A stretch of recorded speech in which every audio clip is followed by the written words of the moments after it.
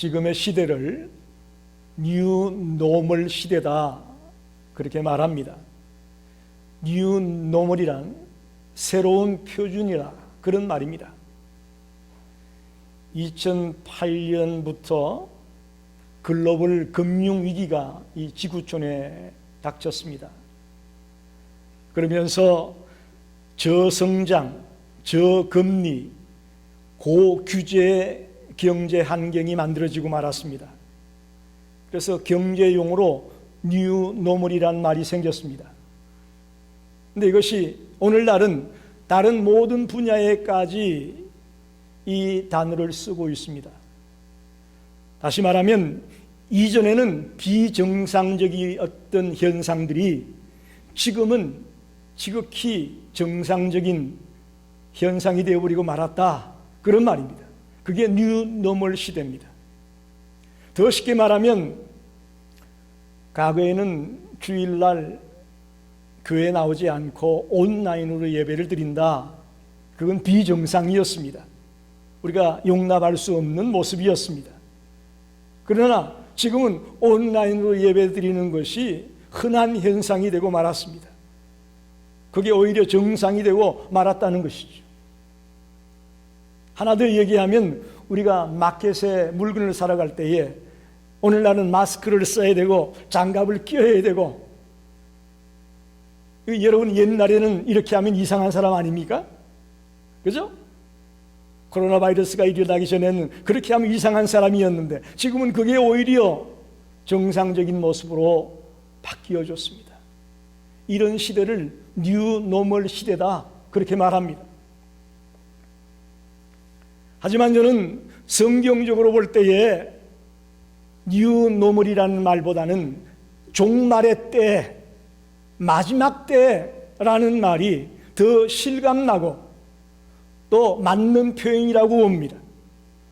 오늘 베드로전서 4장 7절에도 마지막 때가 가까웠으니 종말의 때, 마지막 때라는 표현을 성경은 사용하고 있습니다. 지금 과학 문명이 엄청나게 발달했습니다. 과거에는 꿈도 꾸지 못했던 일들이 우리의 현실로 다가왔습니다. 그래서 우리는 그동안 어쩌면 착각하고 살았는지도 모르겠습니다. 점점 더 살기 좋은 세상이 될 거고 지상 파라다이스가 실현될 수도 있겠다라는 착각을 오늘 현대인들이 가지고 살았을지 모릅니다. 그러나 코로나 바이러스 앞에 추풍 낙엽처럼 쓰러지고 마는 인간들의 모습을 보면서 우리가 착각했었구나, 우리가 잘못 생각하고 있었구나 하는 깨달음이 있습니다. 과학자들은 말합니다. 앞으로는 더 무서운 바이러스가 발생해서 지구를 혼란케 하는 일이 얼마든지 일어날 수 있다고 경고하고 있습니다. 우리가 사는 시대가 이런 시대입니다. 뉴 노멀 시대라고 말하고 말세라고 말하고 마지막 때라고 말합니다. 과연 이런 시대를 우리가 어떻게 살아갈 것인가? 오늘 하나님의 말씀을 가지고 이런 시대에 우리가 어떻게 살아가야 되는지를 함께 생각하는 그런 복된 시간이 되기를 간절히 소원합니다.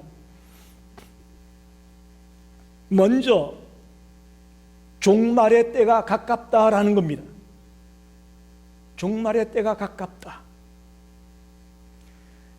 베드로가 이 말을 사용하고 있는 이유는 괜히 급주려고 위협하려고 마지막 때가 가깝다라고 말하는 것이 아닙니다. 말세에 대한 의식을 일깨워줘서 성도들이 올바른 신앙생활을 할 수 있도록 가르치기 위한 것입니다. 또 어려움 속에 있는 성도들에게 위로와 용기를 주기 위해서 이 말을 하고 있습니다. 새로운 마음으로 분발할 것을 촉구하는 의미에서 마지막 때가 가깝다, 종말이다 라고 말하는 거예요. 오늘 이 말씀을 들으면서 여러분과 제가 두려워하지 말고 다시 한번 내 신앙을 돌아보고 마음을 다잡는 그런 시간이 되기를 간절히 원합니다. 말세란, 성경에서 말하는 말세란 언제부터 언제까지가 말세냐? 예수 그리스도의 초림에서부터 예수 그리스도의 재림까지 이 기간을 일컬어서 말세라고 합니다. 물론 베드로가 예상했던 것 같은 그런 때는 오지 않았습니다. 즉 마지막 때가 가깝다라고 베드로가 2000년 전에 이미 말했지 않습니까? 그런데 아직 베드로가 예상했던 그때는 오지 않았지만 분명한 것은 그가 외치고 있는 종말 사상에는 틀림이 없다라는 겁니다. 이거는 변할 수 없다라는 겁니다. 비록 그 때가 조금 지연되기는 했지만 분명히 종말이 있다는 것을 우리는 알고 있어야 합니다. 신약 성경에 나타난 많은 기자들은 하나같이 마지막 때가 가깝다고 외치고 있습니다. 달리 말하면 마지막 때가 가깝다는 이야기는 낭비할 시간이 없다라는 겁니다. 지금 우리의 삶이 낭비할 시간이 없다. 그래서 긴장하고 정신을 바짝 차리고 침착하게 이때를 살아가야 된다라는 그런 취지에서 마지막 때가 가깝다라고 말하고 있습니다. 말세에 대한 태도를 보게 되면 보통 두 가지 태도가 나옵니다. 하나는 적그리스도나 거짓 선지자들의 미혹에 빠져서 당장 모든 것이 끝날 것처럼 위협하면서 삶의 뿌리를 송두리째 흔들어 놓는 그런 반응이 있습니다. 쉽게 말하면 두려워하는 거예요. 야, 말세라, 야, 마지막이래, 어떡하면 좋아 하고 두려운 마음을 갖게 되는 현상이 하나 있다는 것이죠. 그래서 정상적인 삶을 살지 못하고 우왕좌왕하고 삶을 포기하는 듯한 그런 현상이 일어나고 있다는 것이죠. 두 번째 반응은 지금까지 마지막이 가깝다는 얘기를 수없이 들었지만 안 왔어. 마지막이 안 왔어. 그때가 언젠데, 언제 얘기했는데 아직도 안 왔잖아. 마지막 안 올 거야. 걱정하지 마라. 이런 반응을 보이는 사람이 있습니다. 무시하는 거예요. 말세다, 마지막 때다, 이런 말을 들으려고 하지 않고 무시하는, 코웃음치는 그런 반응이 있습니다. 여러분, 우리는 이럴 때 어떻게 반응해야 되겠습니까? 두려워하며 우왕좌왕하며 적그리스도의 세력에 빠져서 잘못된 길로 가야 될지, 아니면 무시해버릴지, 아니면 정신을 바짝 차리고 하나님의 말씀을 따라 우리에게 주어진 사명에 최선을 다하면서 날마다 믿음의 정도를 걸어가는 성도가 될 것인지, 오늘 이 말씀을 듣는 중에 저와 여러분이 빠르게 결단하게 되기를 원합니다.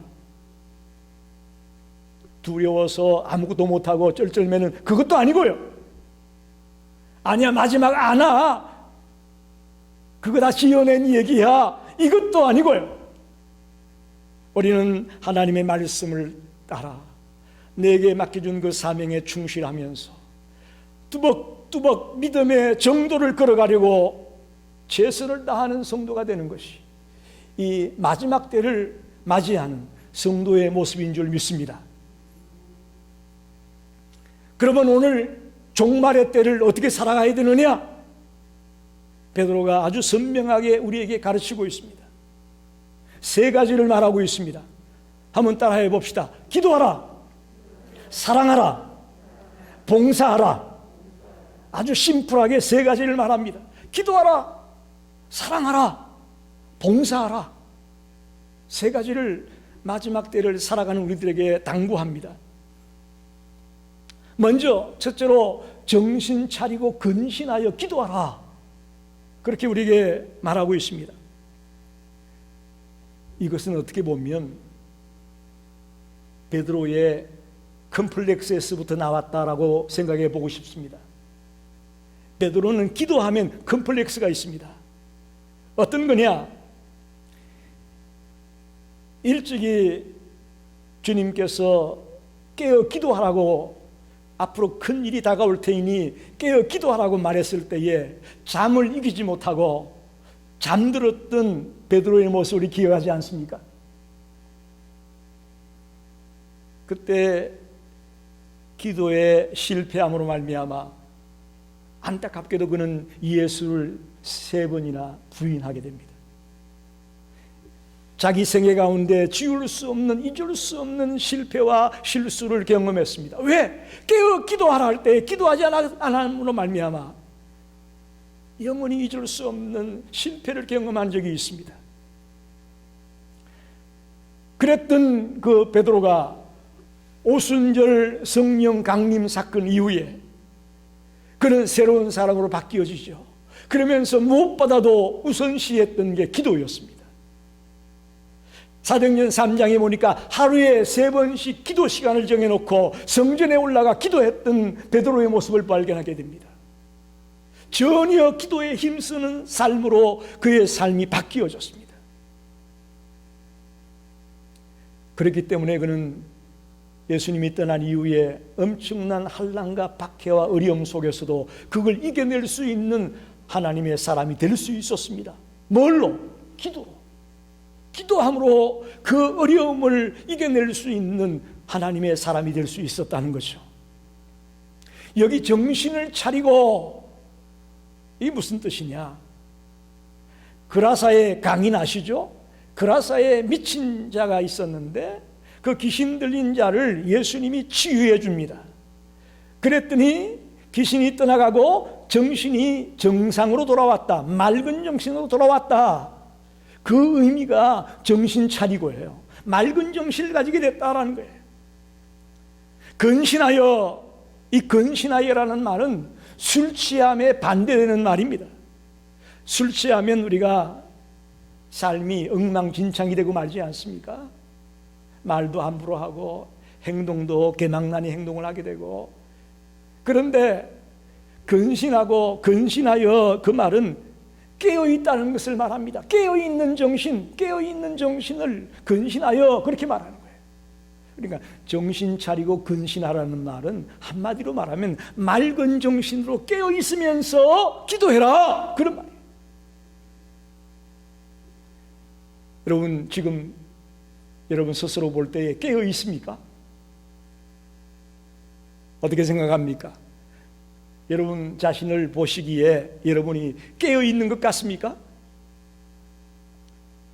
정신 차리고 근신하여 깨어있는 자가 되기를 바랍니다.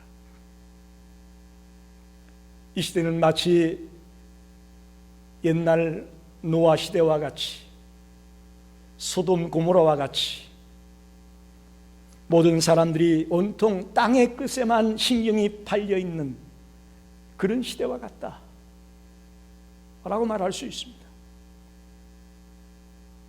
그래서 이것을 영적 강난의 시대다, 그렇게 표현하기도 합니다. 노아 시대와 같이, 소돔 고모라 시대와 같이 하나님은 온데간데 없고 온통 땅의 끝에만 신경이 팔려있는 그런 영적으로 강난의 시대를 맞이하고 있다. 너무 지나친 표현이라고 할지 모르겠습니다만은 사실입니다. 이럴 때일수록 우리는 정신을 차리고 내 자신을 돌아보면서 깨어있으면서 하루하루를 바르게 살아가려고 몸부림치는 성도들이 될 수 있기를 부탁드립니다. 우리가 하루 세끼 밥은 먹지 않으면 힘들다고 생각하고 잘 챙겨 먹으려고 합니다. 그러나 기도를 빼먹는 일은 너무나도 쉽게 우리가 하고 있습니다. 오히려 말씀과 기도의 시간을 정해놓고 그 시간을 지키며 살아가려고 하는 삶이 지혜로운 삶이고 승리하는 삶이 될 수 있다고 믿습니다. 비록 우리가 교회에서 스몰 그룹도 못하고 여러 가지 미팅도 할 수 없는 그런 처지지만, 그러나 어떻게 보면 다른 때보다도 더 많은 시간을 우리가 갖고 있다고 봅니다. 개인적으로도 많은 시간을 가질 수 있습니다. 밖에서 사람 만나서 식사도 잘 못하죠. 또 뭐 미팅을 잘 못 가지니까 집에 있을 시간이 많을 거 아닙니까? 이때 여러분이 말씀과 기도에 전념하셔서 정말 이 마지막 때를 이겨내는 신앙인이 되시기를 간절히 부탁합니다. 두 번째는 뜨겁게 서로 사랑하라. 서로 사랑하라고 우리에게 당부합니다. 마지막 때에 성도들이 가장 우선적으로 해야 될 일이 뭘까? 사랑하는 겁니다. 사랑하는 겁니다. 여기서 뜨겁게 사랑하라. 뜨겁게 열심으로 사랑해라. 때론 운동선수가 시합에 나가기 전에 열심히 운동을 해서 근육을 기우고 체력을 기르면서 열정적으로 준비하는 거 있잖아요. 그런 모습이 바로 뜨겁게 해요. 우리들이 미지근한 모습으로 사랑하는 것이 아니고 뜨겁게 내 옆에 있는 성도들을, 또 내 이웃에 있는 자들을, 또 내 친구들을, 내 가족들을 뜨겁게 사랑하며 사는 자가 이 마지막 때를 살아가는 성도의 모습입니다. 어떻게 보면 하나님께 대한 우리의 마지막 때의 태도가 기도라고 말한다면, 사람을 대하는 우리의 마지막 때의 태도는 사랑하는 겁니다. 사랑하는 겁니다. 그런데 이 세상 사람들은 마지막 때가 가깝다라고 얘기하면 다른 이야기를 합니다. 직업도 버리고 재산도 팔아버리고 산으로 올라가서 은둔 생활을 해야 된다고 생각합니다. 특별히 1992년 10월 28일 주님이 재림하신다고 부르짖었던 다미 선교회, 이장림 씨를 필두로 한 그 다미 선교회가 바로 그런 걸 주장했죠. 그래서 그들은 성도들의 재산과 가정을 착취하는 그런 안타까운 일이 벌어진 적이 있습니다. 성경 어디에도 마지막 때가 되면 집을 팔고 재산을 정리하고 산으로 올라가라고 어디도 말하지 않습니다. 오히려 깨어 기도하고 뜨겁게 사랑하고 받은 은사를 가지고 남을 봉사하라고 우리에게 부탁하고 있습니다. 여기서 말하는 사랑이라는 것은 헬라어 원어를 보게 되니까 아가페라는 말을 쓰고 있습니다. 아가페의 사랑을 말합니다. 아가페 사랑은 언제나 다른 사람의 유익을 먼저 생각합니다. 아가페 사랑은 말이 아니라 행동을 보여주는 겁니다. 아가페 사랑은 언제나 희생을 말합니다. 이런 사랑이 이 마지막 때에 우리들에게 필요하다는 것입니다. 근데 가장 우리가 사랑을 베풀기 힘들 때가 언제냐 볼 때, 교회 내에서 누군가에게 상처를 받거나 아픔을 당하거나 이렇게 됐을 때에 그들에게 사랑을 베푼다는 것이 매우 힘들다고 말들 합니다. 무슨 말이 얘기가 됩니까? 세상 사람들끼리는 문제가 있으면 만나자 그러면서 한잔 촥 하고 그냥 악수 딱 하고 딱 풀고 헤어지는데, 교회 안에서 같은 성도들 간에 상처를 입고 아픔을 당하게 되면 그렇게 어렵다는 겁니다. 여러분, 그럴 때에 진정 뜨겁게 사랑할 수 있는 저와 여러분이 되기를 바랍니다. 사랑은 허다한 죄를 덮는다, 그렇게 오늘 말하지 않습니까? 사랑은 허다한 죄를 덮는다.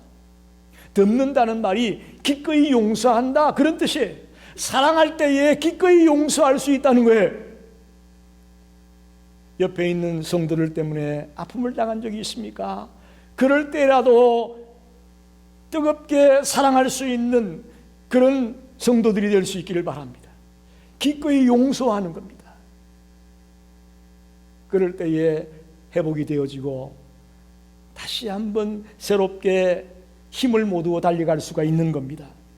잠언 10장 12절에 야고보서 5장 20절에 다 말합니다. 사랑은 허다한 죄를 덮는다.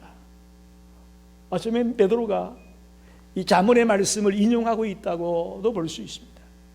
사랑은 허다한 죄를 덮는다. 사랑은 웨인 그루뎀이라는 트리니티 대학의 조직신학 교수가 있습니다. 그분이 이렇게 말했어요. 그리스도인들의 교제 가운데 사랑이 풍성한 곳에는 많은 작은 위반들과 심지어 큰 위반들마저 간과되거나 잊혀져 버린다. 문제가 안 된다는 거예요. 어떤 문제가 있더라도 별로 문제가 안 되고 지나간다는 거죠. 그러나 사랑이 부족한 곳에는 모든 말이 의심을 사고 모든 행위가 오해받기 쉬우며 많은 갈등이 생겨난다. 사랑이 부족할 때는 뭐 사사건건 문제가 된다는 거예요. 사사건건 문제가 된다는 거죠. 그러면서 마지막으로 사랑하는데 어떻게 사랑하느냐? 원망 없이 하라 그랬어요. 원망 없이 사랑하라고 말합니다. 투덜거리거나 불평하지 말고 사랑을 실천하는 자들이 되시길 바랍니다. 이게 굉장히 중요합니다. 사랑으로 하는 사람은 어떤 자냐? 원망이나 불평이 없이 하는 자들을 말합니다. 여러분이 교회에 있든지 가정에 있든지 어디 있든지 간에 사랑으로 하는 자라면 원망이 없습니다. 불평이 없습니다. 투정이 없습니다. 그래서 우리 모두가 뜨겁게 사랑하며 이 마지막 때를 살게 되기를 부탁드립니다. 마지막으로 각각 은사를 받은 대로 서로 봉사하라. 각각 은사를 받은 대로. 모든 신자들은 주님께서 그들에게 맞는 은사를 주었다고 성경은 말합니다. 저와 여러분이 정말 하나님의 자녀라면 우리 모두에게 맞는 은사를 하나님이 주셨다고 믿습니다. 근데 이 은사는 자기의 이익을 추구하고 자기를 자랑하기 위해 주는 것이 아닙니다. 주의 몸된 교회를 섬기고 주님의 이름을 더 높이기 위해서 그리스도의 몸된 교회를 살리기 위해서 우리에게 이 은사를 주는 겁니다. 많은 사람들에게 하나님의 살아계심을 증거하기 위해서 이 은사를 주는 겁니다. 할렐루야. 나를 자랑하고 나를 가시하고 나를 내세우기 위해 주는 것이 아니라는 것을 기억하십시오. 이 카리스마라는 말, 이 은사라는 말은 은혜의 선물입니다. 선물이에요. 내가 받고 싶어서 받는 게 아니에요. 하나님 나에게 설교의 은사를 주십시오. 설교의 은사를 주십시오. 그렇다고 내가 설교 은사 받는 거 아니에요. 하나님 나에게 가르치는 은사를 주세요. 가르치는 은사를 주세요. 그래서 주는 거 아니에요. 하나님의 선물이에요. 우리에게 가장 맞는 것을 아시는 그분께서 우리에게 가장 맞는 것을 주시는 거예요. 왜? 옆에 있는 성도들과 이웃들과 나누라고 주시는 거예요. 그 은사 받아가지고 인마이 포켓하고 내 호주머니 속에 집어넣으라고 주는 은사가 아니고 그것 가지고 나누라고, 주님의 살아계심을 증거하고 주님이 우리와 함께 한다는 것을 보여주는 일에 사용하려고 이 은사를 주시는 겁니다. 저와 여러분은 어떻게 보면 하나님의 대리자와 같습니다. 우리의 삶을 통해 하나님의 대리자로서, 엠베세더로서 우리가 주님의 영광을 더럽히는 그런 사명이 우리에게 있습니다. 여러분, 하나님이 무슨 은사를 주신 것 같습니까? 여러분에게 무슨 은사 주신 것 같아요? 한번 곰곰이 생각해 보십시오. 오늘 성경에 보니까 많은 은사를 두 가지로 나눴어요. 두 가지로. 첫째는 말하는 것, 말하는 은사. 말하는 은사는 구체적으로 말하면 이런 거예요. 설교나 가르치는 것, 전도, 방언, 예언, 지도력, 이런 것들이 다 말하는 은사에 포함이 되는 겁니다. 두 번째는 봉사하기, 봉사하는 은사를 말하는데, 이 봉사하는 은사는 다른 사람들의 필요를 채워주는 것, 또 치유하는 것, 기적의 능력을 베풀어서 하나님의 능력을 보여주는 것, 또 자비를 베푸는 것 등등 행동으로 보여주는 은사가 있습니다. 많은 은사를 둘로 나누어서 베드로는 오늘 말하고 있습니다. 말하기에 해당되는 은사가 있고 봉사하기에 해당하는 은사가 있다고 말합니다. 분명한 것은 우리 모두가 각자 받은 바 은사가 있다는 겁니다. 이렇게 말하면 목사님, 나 그동안 한 30년 교회 다녔지만 나에게 준 은사가 뭔지 난 모르겠어요. 여러분, 그렇다면 오늘 이 말씀을 듣는 중에, 간절히 기도하는 중에 하나님이 나에게 준 은사가 무엇인지를 발견하게 되길 바랍니다. 발견하고 돌아가시길 바랍니다. 분명히 있습니다. 분명히 있습니다. 여러분이 그 일을 할 때 기쁨이 넘치고 감사가 넘치고 신난다면 그게 여러분 하나님이 주신 은사예요. 하나님이 주신 은사예요. 저는 찬양하는 데는 하나님이 은사를 안 주신 것 같아요. 그래서 내가 늘 기도할 때가 많았어요. 하나님, 좀 저도 찬양 좀 잘하고 싶어요. 찬양에 좀 은사를 주십시오. 그거 안 되더라고요. 하나님이 넌 그건 아니야라고 하시는 것 같아요. 여러분, 이처럼 아무리 하고 싶어도 나에게 아닌 것이 있습니다. 그러나 분명한 것은 꼭 여러분에 맞는 뭔가가 하나 있다라는 거예요. 기도가 될 수도 있고, 봉사하는 일이 될 수도 있고, 또 힘을 잃은 사람들을 찾아가서 치열합해 주는 일이 될 수도 있겠고, 얼마든지 여러분에게 하나님이 맡겨준 은사가 있으니 그 은사를 가지고 봉사하며 살게 되기를 부탁드립니다. 말씀을 정리합니다. 만물의 마지막이 가깝다, 종말의 때가 가깝다라고 말합니다. 이럴 때 우리가 어떻게 해야 되느냐? 정신 차리고 깨어서 기도해야 된다. 기도해야 된다.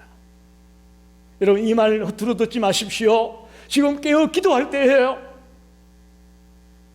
꼭 교회에 나와서 기도할 수 없다면 여러분이 있는 위치에서 기도하세요. 핸들을 붙들고 기도하십시오. 식사하기 전에 기도하십시오. 잠자리에 들기 전에 기도하십시오. 무릎 꿇고 기도하십시오. 그것이 우리가 마지막 때 해야 될 일입니다. 또한 뜨겁게 사랑하라고 말합니다. 뜨겁게 사랑하라. 아가페의 사랑은 남의 유익을 먼저 구한다고 했습니다. 말보다는 행동이라고 했습니다. 희생하는 것이라고 했습니다. 오늘 우리가 너무 말뿐인 사랑입니다. 행동으로 옮겨지는 사랑이 없어요. 마지막으로 받은 은사를 가지고 서로 봉사하라고 말합니다. 여러분이 이 마지막 때에 하나님이 맡겨준 그 은사를 가지고 할 일이 있습니다. 할렐루야! 할 일이 있어요. 여긴 80이 넘은 어른도 계시고 또 30대의 젊은이들도 여기 있습니다만은 정말 여러분이 하나님이 나에게 이런 일을 맡겨줬구나, 그 사명을 깨닫고 살아갈 때에 여러분의 삶이 가치 있는 삶이 되고 정말 멋진 삶이 될 수 있다고 저는 믿습니다. 그래서 오늘 마지막 때의 신앙생활, 이 마지막 때에 우리가 어떻게 살아가야 될 것인가, 이 말씀을 통해 새롭게 결단하고 다짐하는 성도가 되시기를 간절히 축원합니다. 기도하겠습니다.